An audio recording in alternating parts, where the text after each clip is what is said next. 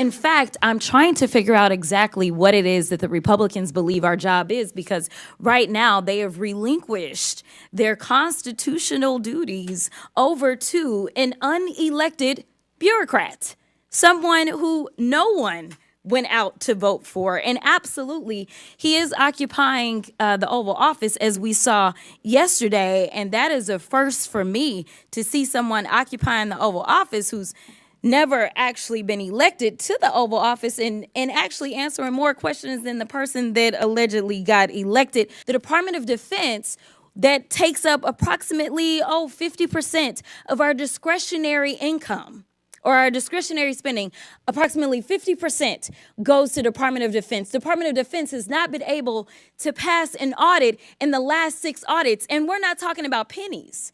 Now, I know that people are confused right now because for whatever reason, we had a guy that went in, and you talk about people invading our data. Listen, people said that they were upset about TikTok, but I'm upset about the guy that runs Twitter, who for sure is doing nefarious things, because I don't understand, if you are trying to conduct audits and figure out where the waste, fraud, and abuse is, I don't know why you would go to some tech guy. In fact, it was only techies that were sitting there at inauguration. We didn't have auditors. I would welcome auditors to come in and do forensic audits. In fact, he sat there in the Oval Office yesterday and he admitted that he was lying, and he was using his propaganda machine to do it when he said that we sent millions of dollars to Gaza for condoms. That was a lie. He sat there in the Oval Office yesterday and he admitted that he was lying, and he was using his propaganda machine to do it when he said that we sent millions of dollars to Gaza for condoms. That was a lie.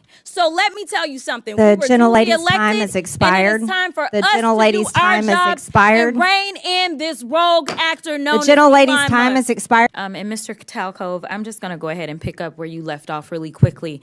Just to be clear, the upgrades that you're talking about as it relates to our data processes, these aren't things that would be free, are they? They would cost some kind of money. Not looking for a number, but they will cost, correct? Some are free and some would cost money. Okay. All right. So I just want to leave it there because we've had a number of these hearings. So I do want to be clear, before the Trump administration came in, this committee did exist in the form of the Oversight Committee, and our task is to root out waste, fraud, and abuse. In that vein, we had a number of hearings, at least last term. I can't speak for any other term, as I'm only in my sophomore term, and we dealt with improper payments.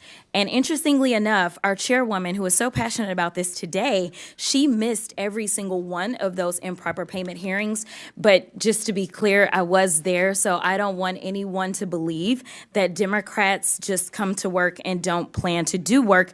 In fact, I'm trying to figure out exactly what it is that the Republicans believe our job is, because right now they have relinquished their constitutional duties over to an unelected bureaucrat, someone who no one went out to vote for. And absolutely, he is occupying the Oval Office, as we saw yesterday. And that is a first for me, to see someone occupying the Oval Office who's never actually been elected to the Oval Office, and actually answering more questions than the person that allegedly got elected.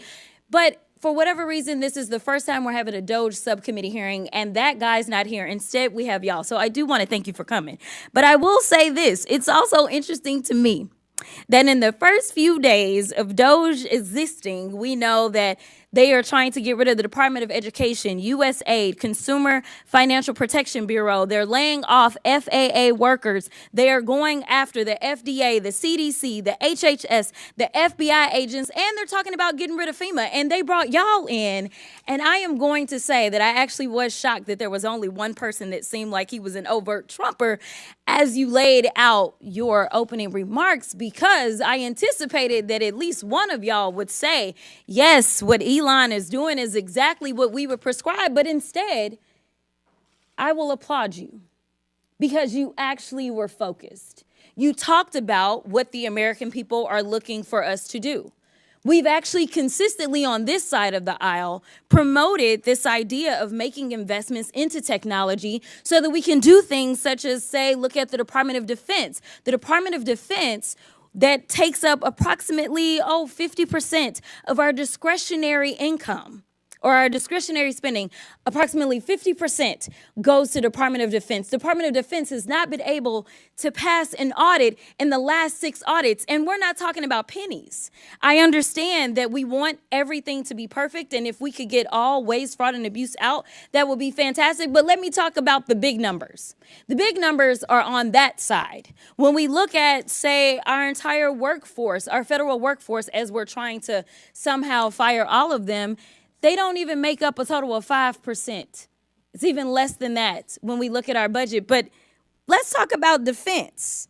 That just happens to be the same side of the ledger that Mr. Musk gets the vast majority of his money from. In fact, at the same time that they were unlawfully, and we will stay in court, because on this side, we believe in law and order. We believe in, a number of us are actually lawyers, but nevertheless, we understand the Constitution. We believe in that as well.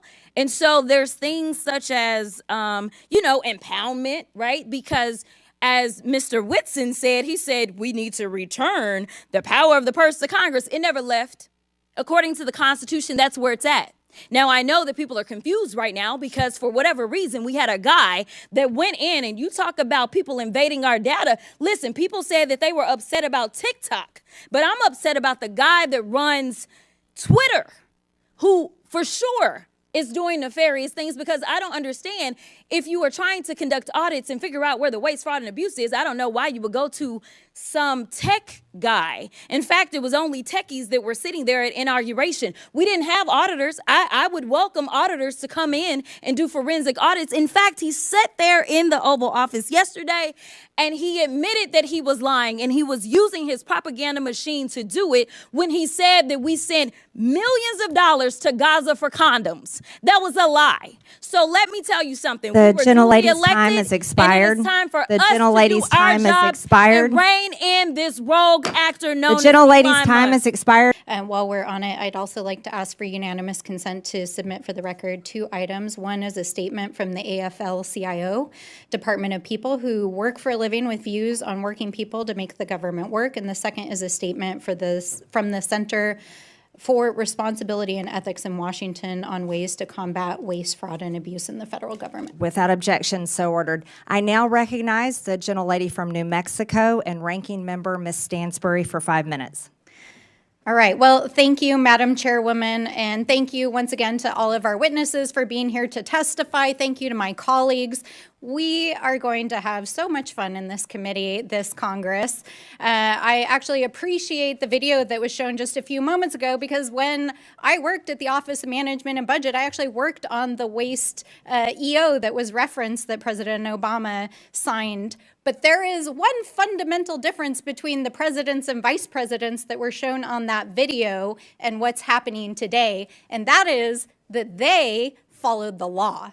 So my colleagues across the aisle who are asking us to get out of the way and stop trying to block things in the courts, let me tell you, we do not work for an unelected billionaire like apparently this guy does.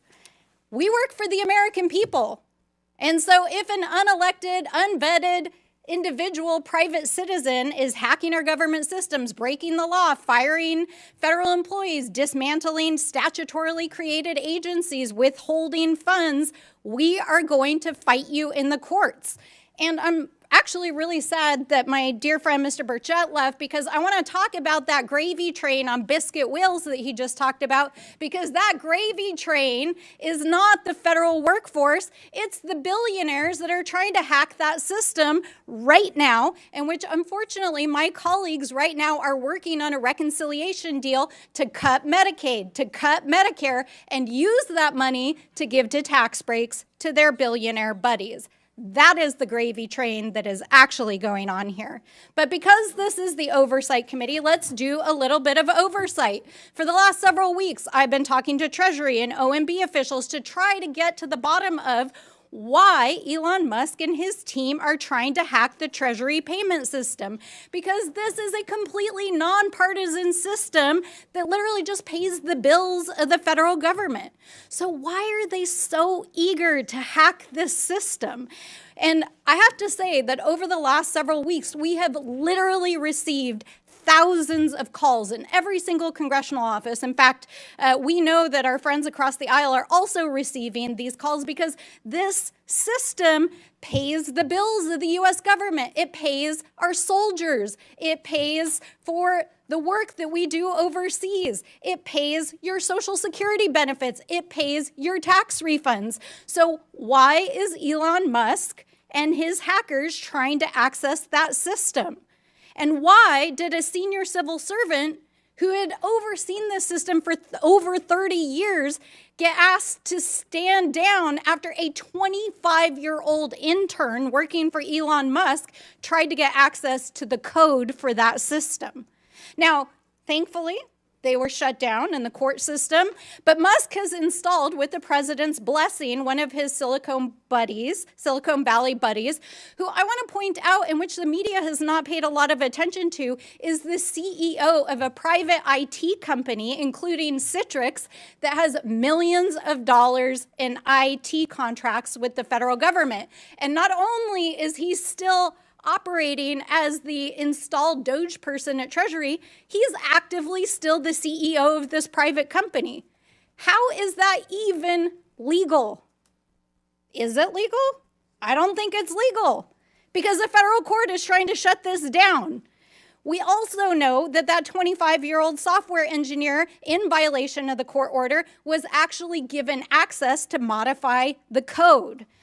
So what is going on here? And why is this such a threat to the American people? Why are thousands of people calling us? It's because of the size and the significance of these payments, because it is an invasion of the privacy and security of the American people, because it could threaten our ability as a country if there was a default in the debt ceiling, and because it contains highly classified information that our foreign adversaries are trying to cyber attack us regularly for. So why is a private citizen being given access to this system? We know they're trying to shut down payments. They're trying to shut down agencies. What's next? Are they going to shut down your Social Security payments? We don't know, because they have no oversight, and Elon Musk will not come in front of this committee. And in fact, the Treasury folks are saying this is the biggest insider threat they've ever seen in the history of the agency. So we are sounding the alarm. And no matter how many executive orders that Donald Trump signs or how many tweets that the VP sends, you cannot rewrite the Constitution, and we are going to hold you to account. I yield back.